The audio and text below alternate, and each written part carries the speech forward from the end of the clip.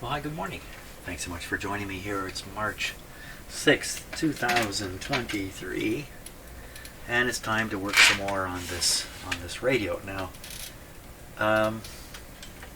the next part, to do it properly, I really need to know where this pointer is relative to the scale on here.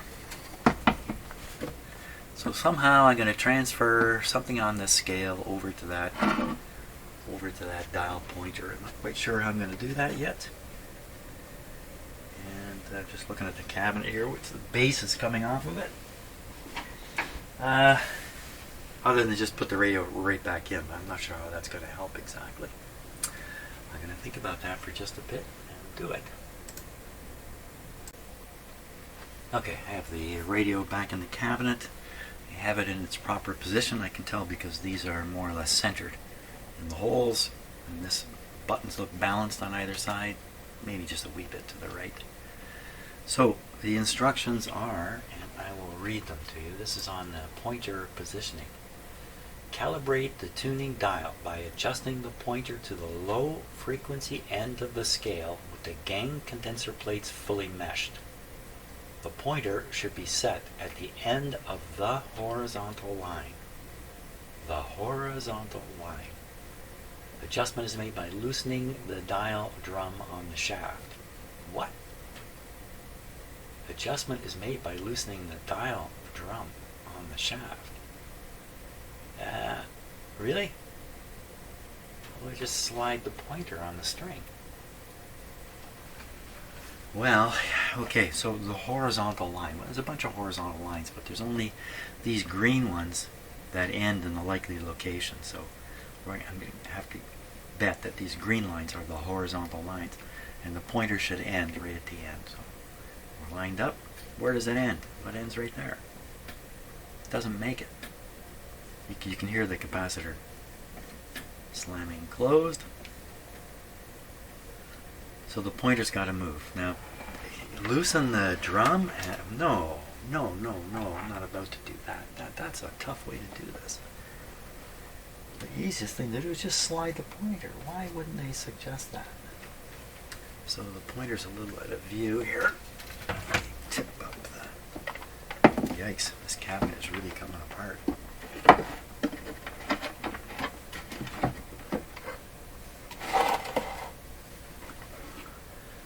Okay, we got a look in there.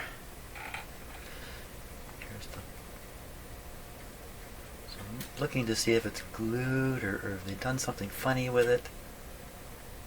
No, it looks like it's in there in the proper way. So now moving these things, I've explained this trick many times. I'm going to explain it again because it's counterintuitive. So let's say this is the string, okay? And here's the pointer. Well, I guess it would be pointing down, wouldn't it? Here's the pointer. And you want to slide the pointer across the string that way. So you might think, well, it's going to push the string. So I'll hold the string here, maybe with a pair of pliers or something, and I'll just push on the pointer like this and get it to move. That actually is going to lead to a lot of trouble because as you try to move the pointer, the string will clamp down tighter in the pointer housing.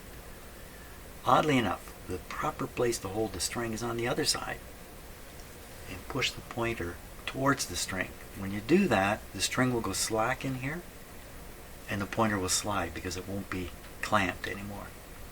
So you hold the string on the side towards which you're pushing it. Now, as usual, having said this, now I have to prove this is true. So we want to go that way about a ½ an inch or so. So we're going to grab the string with that pair of, it's just a little difficult here to make this visible.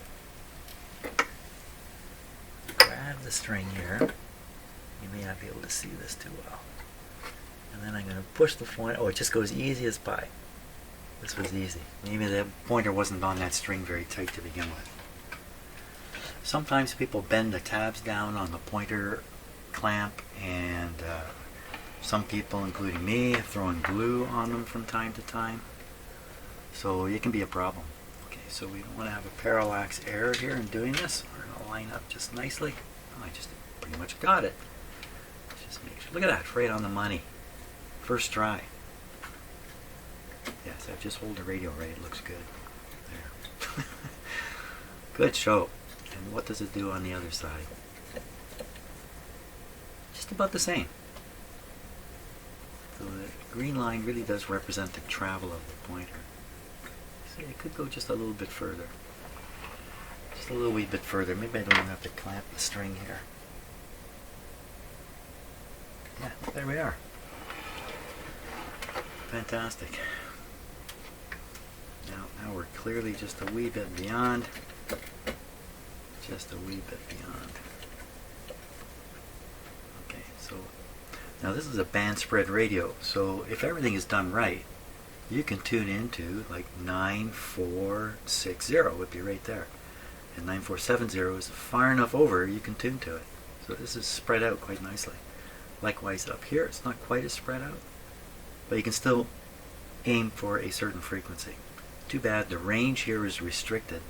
It should go way out to about here. And this one also, I believe it goes in both directions. It's bigger. So this is an early, it's early. Early. Okay, so pointer in the right place. Now I need to mark a couple of key frequencies. So I need to dial them up, look at where the carriage is, and put a mark on the back here. So I'm going to go ahead and do that.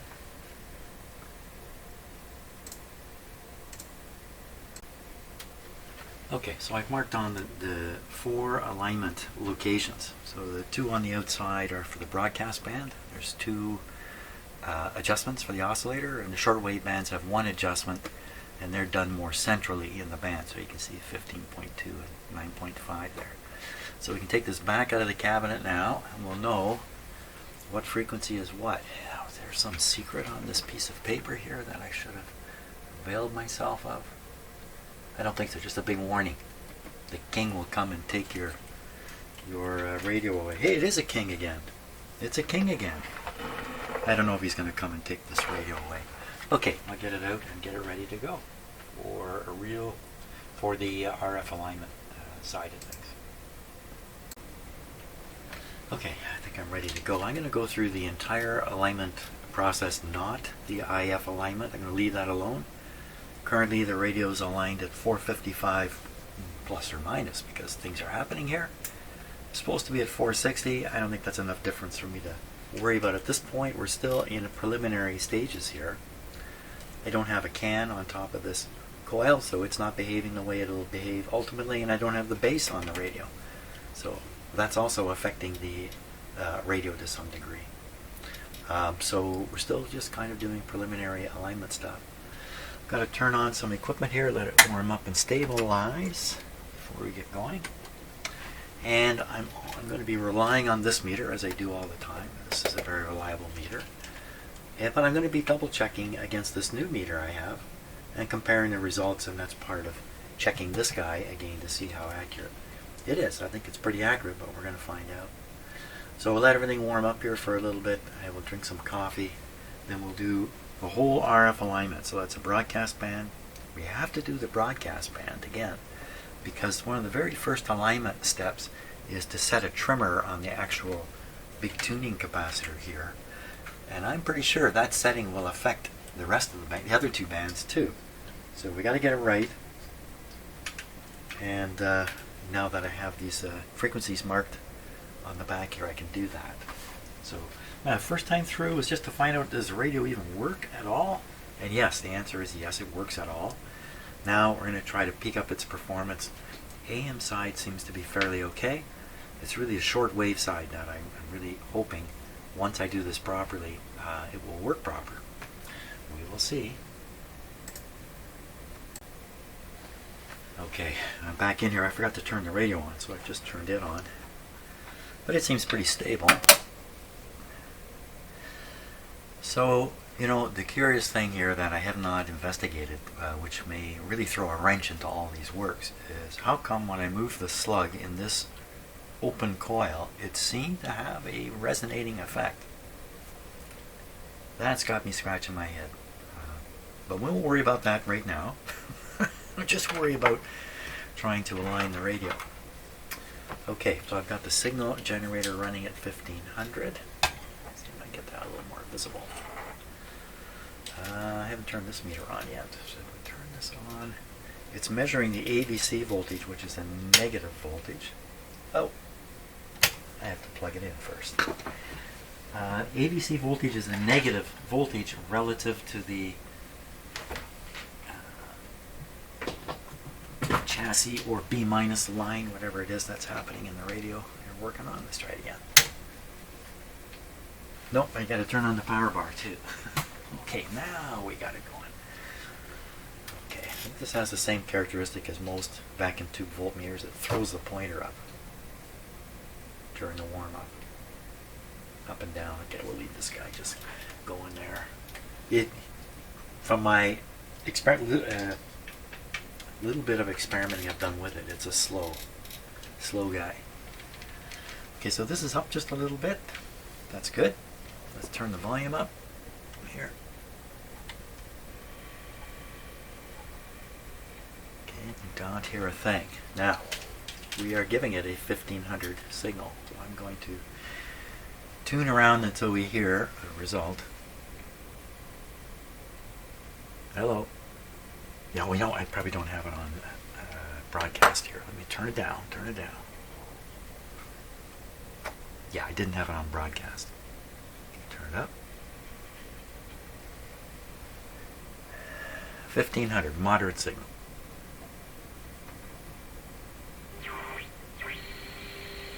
Well, that's off by a little bit, isn't it? So this is still on 15. Creepers. Now I am reading the AVC voltage, which means I have this meter hooked up to the AVC line, and this meter is not as good as the other one over here in terms of its input impedance. This is pretty high, so it shouldn't be disturbing the radio, but let's see if we can find out. So the yellow clip is running over to that meter, and the yellow, and this is the test lead to this meter here. You hear any effect? I hear no effect whatsoever. We're good. We are good. Okay, I'm going to keep an eye on that. Very low reading. Now make sure this meter is operating and responding. I'm going to tune the frequency back and forth.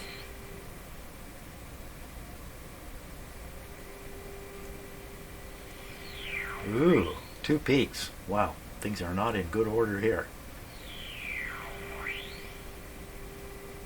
Wow, okay, that's not so good. So now let's. Okay, so I'm going to turn up the signal generator strength, and then I'm going to turn the frequency in the direction we want to go until I have trouble hearing it. Okay. So now we're getting a measurement here on the 1.5 volt scale of 6 volts almost exactly. What are we getting here on this meter? This is the 10 volt scale. We're getting nowhere with this one. 10 volt scale. This was accurate last night. 10 volts. So this is reading very, very low. This is reading just a fraction of a volt. You know what? I am doing something wrong. Guess what? I read this wrong. This is on the 1.5 volt scale, so this is 0.6 volts. Well, doesn't that seem a little better? 0.6 volts. So we'll go down to 3 volt scale, 1 volt scale, and it's 0.6 volts. Fantastic. That's fantastic. Okay, well the meters are in agreement. So I'm looking for reassurance with the new meter, because I'm going to introduce it and start using it on its own. You know, I want to be sure of it, like I'm sure of this one and my other meters. Okay, fantastic. Now what? Now we want to make adjustments to bring this up. The reason it's so low, that's a very low AVC voltage, is because the radio's way out of tune. Move camera here for my own convenience, and should be able to see the meter. You can't read it, but that's okay. Okay, so we're at 1590 basically, on our way to 1500. And I'm turning the oscillator screw here to make it louder. Okay, it's going to get a lot louder here. Turn down the signal strength. And right past. Oh, there's two peaks, so I'm going right past because I know I need to go past. Retune towards 1500. Okay, I know which way I got to turn the capacitor, so I'm going to set the signal generator at 1500, and we're going to go for it. We're going for it. Wow. Wow. The horrible distortion is the tears in the speaker.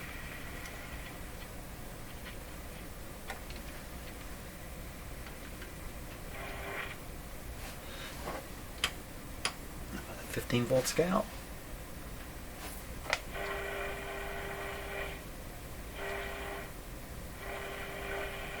Two peaks. Probably says something about this. There could be two peaks in the IF.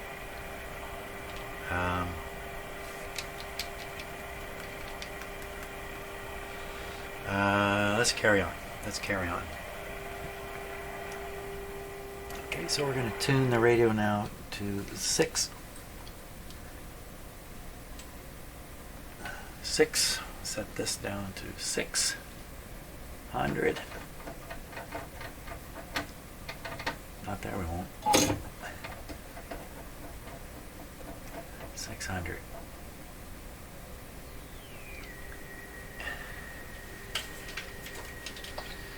Read those numbers. Two peaks.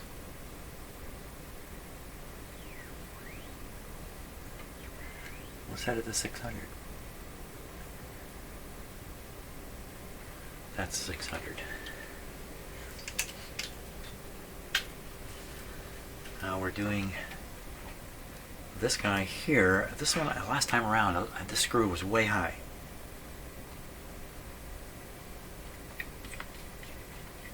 Still wants to stay high. It's having almost no effect. I'm doing something wrong here. We're at the low end of the band, adjusting the capacitor. I'm just going to take a peek at the instructions here and make sure I didn't do that backwards. I did do it backwards. I'm not supposed to go to 600. I'm supposed to stay at 1500. Not down at 600. Okay, we'll go back up to 1500. A little boo-boo there on my part, but I caught it at least. 1500.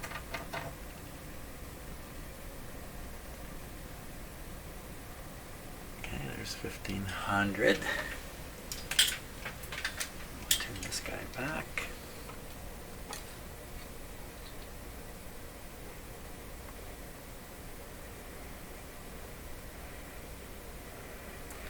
Set it right in the middle. I actually put the line just a little off the side, so that's good. That's 1500.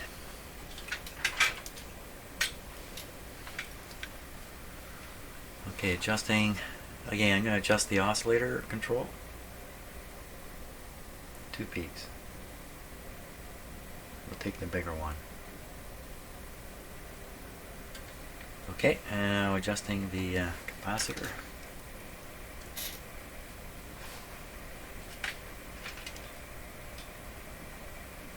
Stand up there. There we go. Opening, opening, opening.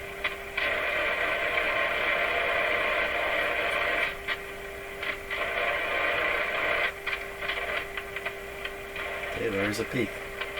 Peak is right there. Okay, I'll turn that down, please. Okay, so what was the 600 for? Why did I put 600 on there? I saw it written somewhere. 600 is bending that loop. That's down under the radio. I don't want to get under there and do that. So 600 is affecting the local oscillator. The loop rather is affecting the local oscillator. Let's see how bad it is. We'll go down to 600. Okay. How close are you? Maybe it's very close. 600.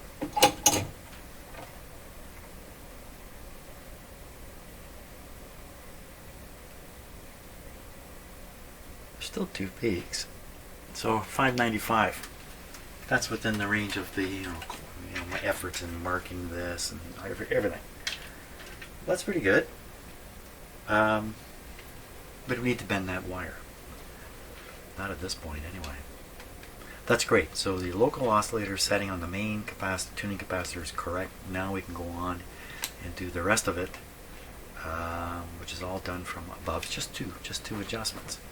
So the instructions are to do the 19 meter one next. So we dial up to 15260.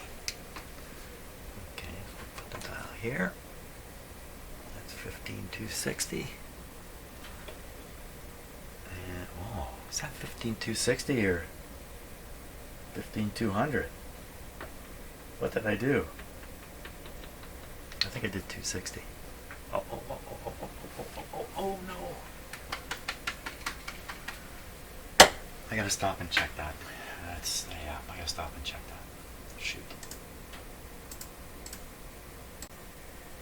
Yeah, unless I check this again, I won't be able to sleep at night. So 15 to 60. So we'll set this on 215.3, so that's 2, 4. That's 60 right there. I think that's exactly where it is. Can we see in there in the darkness? 15260. It's right on. I did it right. Okay. Let me take that back out of there. Okay. So we're at 15260. So I'll dial up 15260 here. Okay, there's 15260. And what do we hear? Well, actually it sounds like a radio. Let me tune a little bit here. Oh my gosh, it's sounding like a radio. Where's the signal generator? Oh, well, you know what I gotta do? The reason it sounds like a radio is I never took it off of broadcast. Okay. Let's go down on the volume. I'm gonna go to the 19 meter band. Yeah, quiet again. Full volume. Can we find it?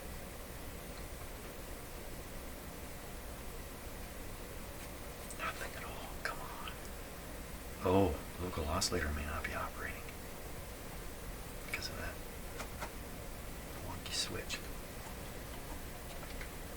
And also, I didn't turn the volume up, I turned it down. Okay, so now it's turned up.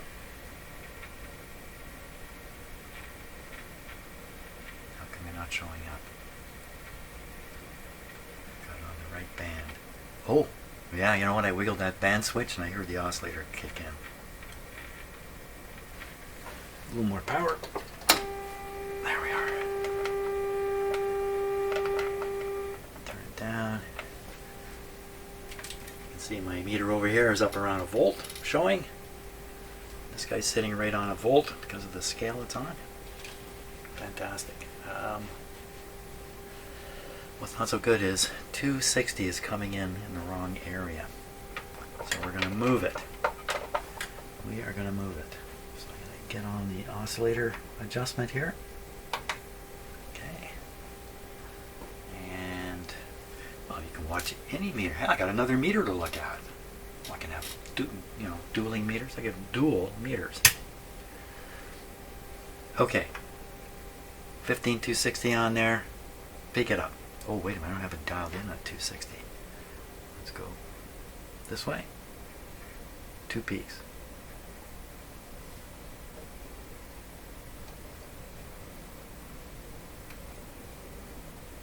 one peak when I do that. Okay, so we're on. We're set in the right spot now. Maximize on the meter. Oh, there is 2. If I just move it slow enough. 1, 2. This one's a little bigger. Now these are not the 2 peaks that are talked about. I'm sure these are not the 2 peaks that they talk about in the instructions. I'm guessing this is coming because there's actually 2 different frequencies in the IF transformers. So there we are. So now we're local oscillated correctly at 15.2. We'll do the other band because it's so easy to do. So now we want to go down. We want to go to 9.5. Okay, so this is on 9.5. We want to get this down. That's right on the band change point on this.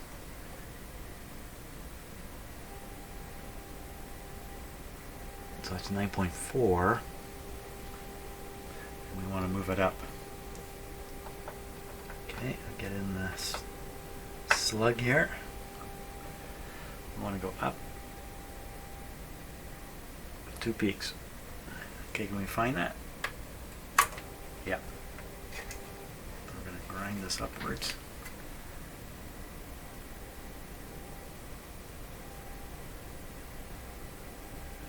.5. You're watching the meter now for a peak.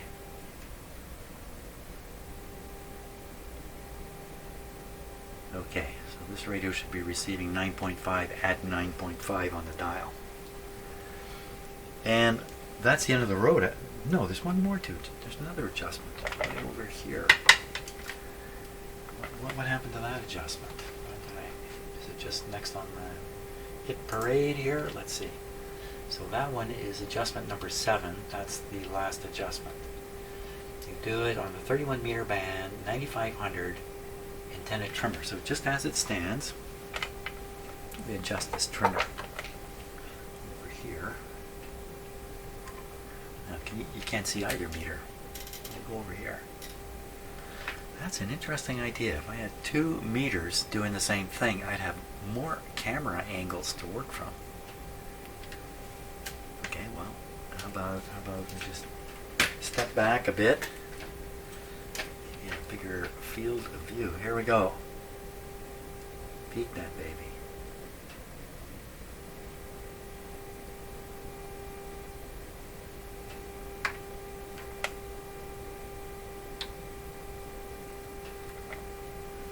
That be it. So I think at this point it's reasonable to claim the radio in terms of alignment is functioning as well as it can. Still be problems in the coils, all that stuff, but I can't jack it up any higher, to any significance than where it is now. So this means I can test the performance of the radio on an antenna and make a judgment now about, is this sufficient, what I've done here with the capacitor resistor thing, and make that permanent? Or is it insufficient and I got to do something more, and the more is to replace this entire coil here? That's the question. Okay, so I have to check the antenna and do some other stuff and drink some coffee too.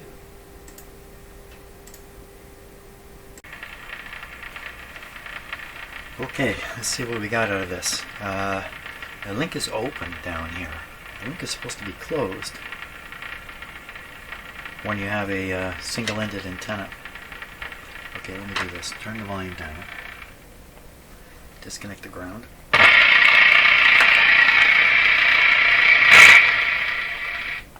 So that volume up 20%, we get that. That's good.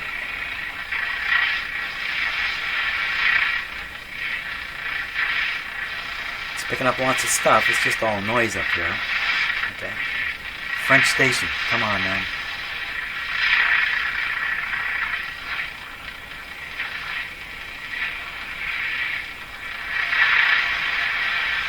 No?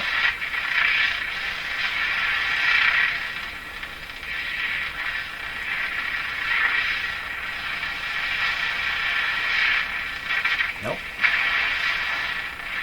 Let's go down here.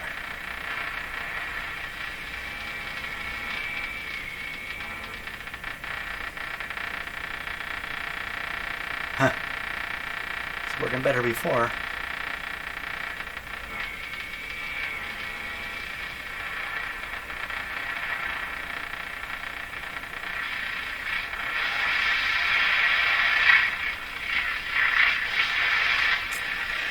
Put the antenna ground back on.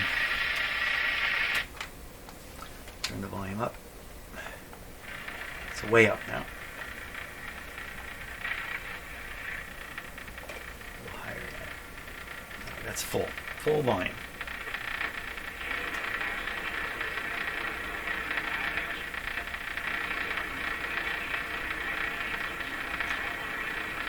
Not English. I mean, not English. That's not French. That's an English station out in the middle of nowhere here. That's interesting.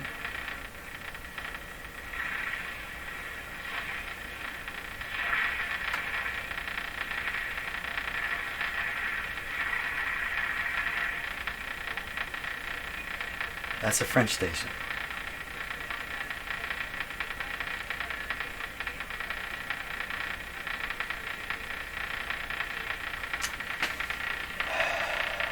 Okay.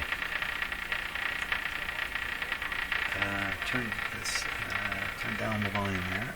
Way down. Take the ground off again. Can we pick up that station like this? Just move around a little bit.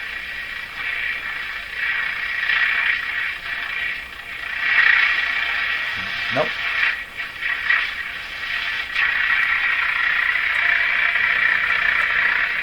Okay. Now we'll go to the next band. This is a 9 megahertz band. Okay, it's an ungrounded antenna. The terrible interference in it.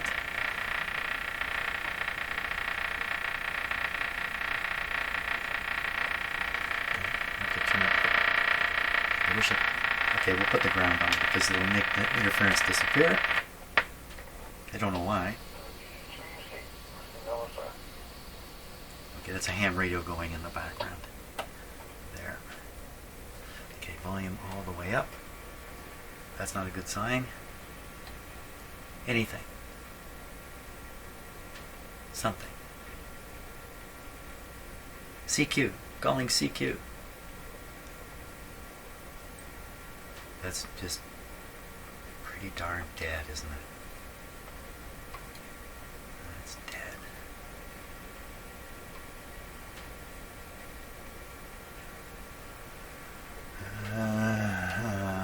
Okay. Oh, let's take off the ground. Okay, turn it down. You gotta try these combinations because you never know which way is going to be better. Turn it up again. Go again.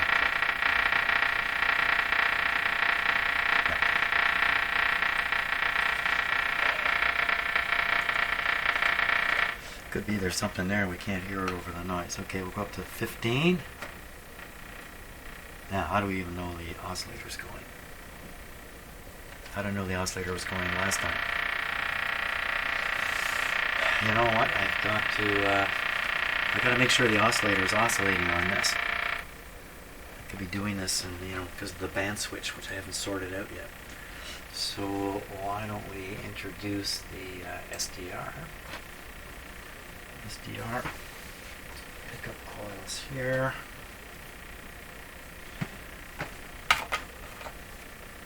Just probably stick them like that. Yeah, I know. I stuck it around a capacitor. It's just a good place to put that. Not electrically, mechanically. Okay, so we are on the 31 meter band, which is around 9 megahertz. I'm just setting my SDR here. We'll take a look at it in a moment. Switch it on. Okay, I'll flip the screen over to the SDR here. Okay, I'm going to tune a little bit and see what moves on there. That thing way up at the right, but I don't think that's it's traveling too fast. It's an artifact. So there's no local oscillator visible. Wasn't it down here it was last time? Didn't I align this thing successfully? The local oscillator had to be working when I did the alignment. Okay, I'm going to move the band switch around a little bit. Oh boy. Well, maybe this is it here. This is kind of in the right spot. 10.090. And if I tune the radio, it's just moving too fast, I think. It's moving way too fast. I'm hardly turning the dial and it's racing around. But there's something there. If the local oscillator wasn't going at all, how could this thing be there? Okay, we're going to do the little trick here. Is that really the oscillator?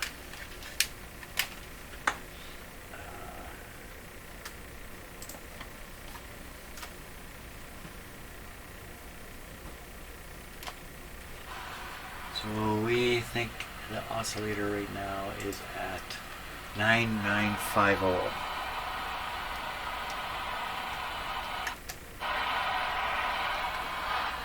Okay, now tune the radio a bit. Oh yeah. Maybe not. Nope. Anybody oscillating anywhere in there?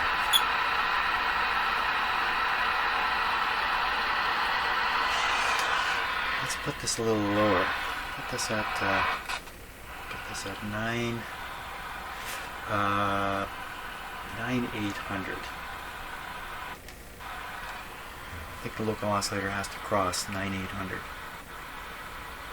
What was that?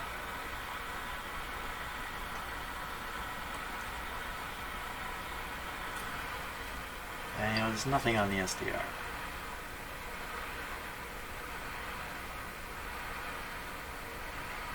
Nothing believable. Oh my gosh, here we go again. I'm going to have to sort this out because it's just becoming, it's rising up to the front to be a front issue. Here's the SDR again.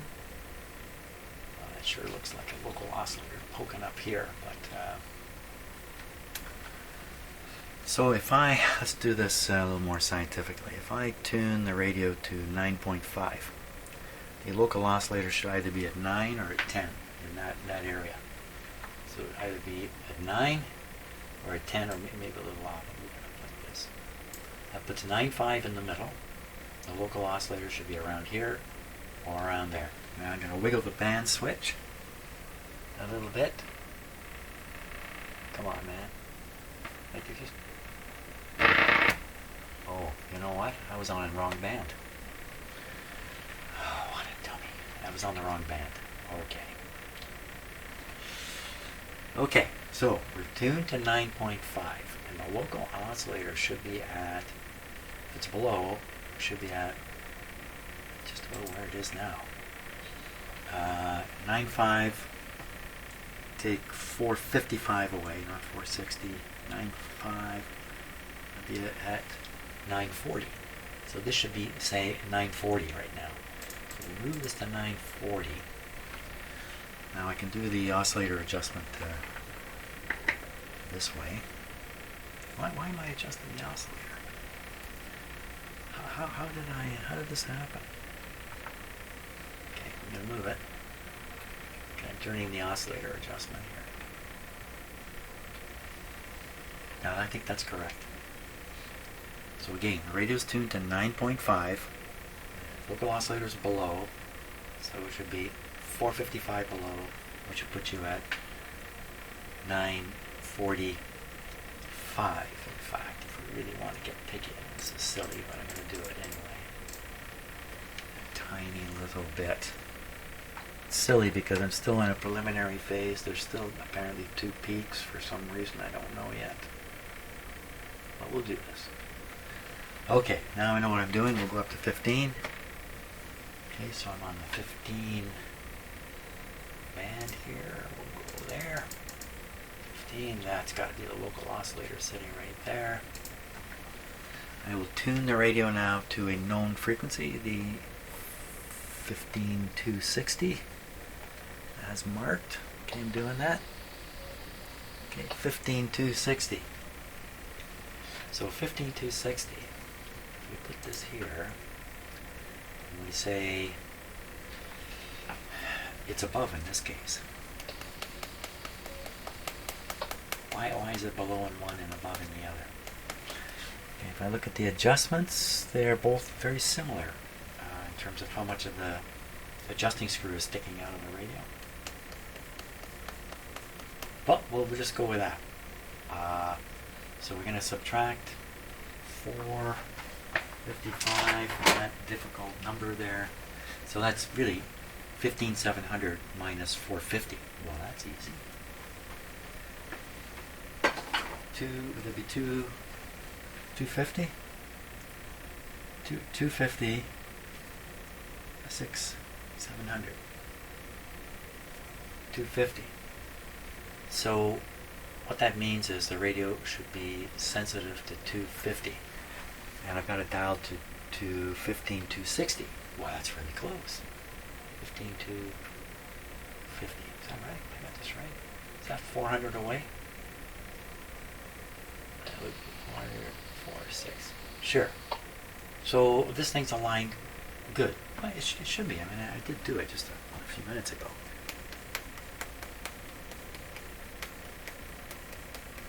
The oscillator's definitely there. Okay, we're still listening to an antenna. I'll put the other screen on here. Take this off. I can't imagine it's causing any problems. I'm going to get rid of it. That was the SDR pickup coil. 15,200. First, we'll just double check with this guy here.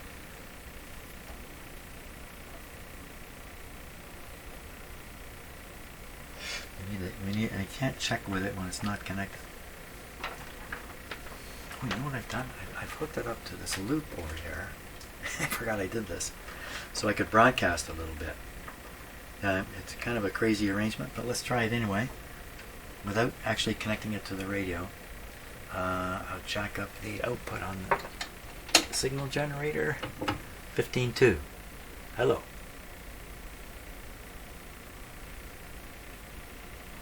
There it is. Oh. There's a net on the local repeater every morning at 11 o'clock. So I've turned them off. Okay, so what do we got? So we're set here 15,260. My signal generator says 15,254. That sounds like 15,260 to me. We can hear it, but I'm pumping a pretty strong signal into this loop. The radio appears to be extremely insensitive here. We're going to hook up the signal generator direct. Disconnect the antenna. Goodbye to all the clicking sounds. And I have the capacitor here. Yeah, it's blasting. Blastingly loud. Okay, hook her up. So what the radio is experiencing on the antenna right now is a signal that would be similar to a strong antenna signal. Any radio would reproduce this. I got the volume cranked right up. Very, very low. Tune the radio here, make sure it's right on. 2 peaks.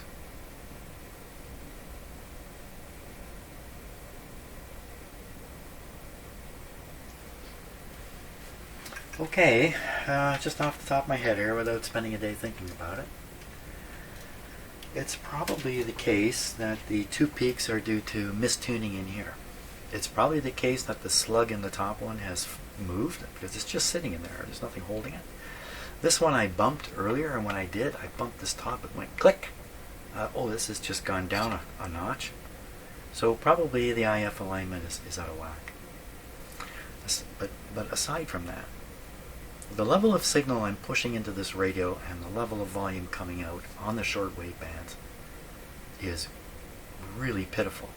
Yet on the broadcast band, it comes through quite strongly.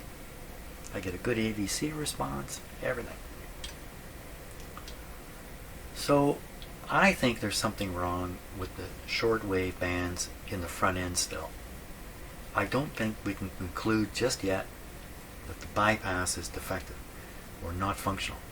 As far as the radio is concerned, it doesn't matter what's going on the front end. By the time you get here, where this is, it's all the same to the radio.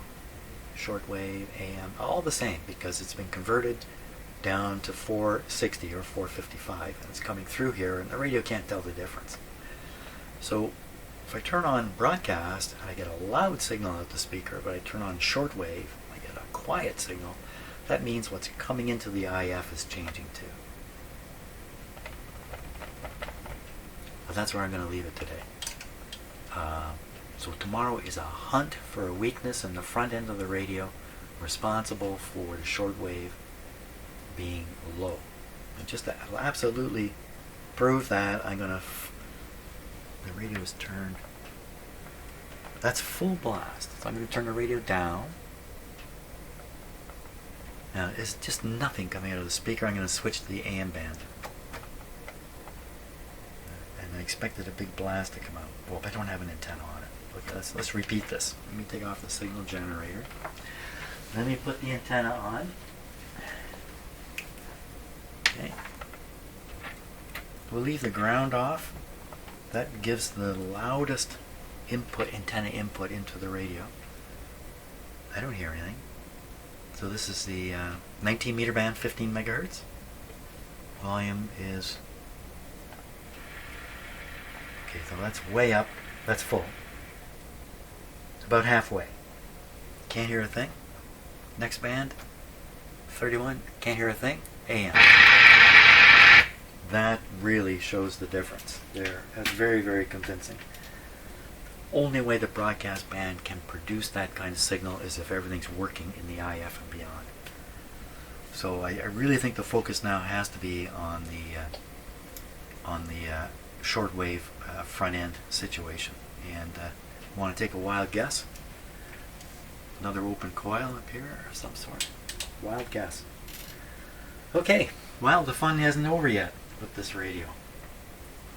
But the good news is my new super high input impedance meter, the input impedance on this meter is supposedly 144 megohms. Woo! On AC measurements. And it can measure, I won't talk about it, we will use it at some point. Thanks a lot for watching, and I hope you enjoy your day.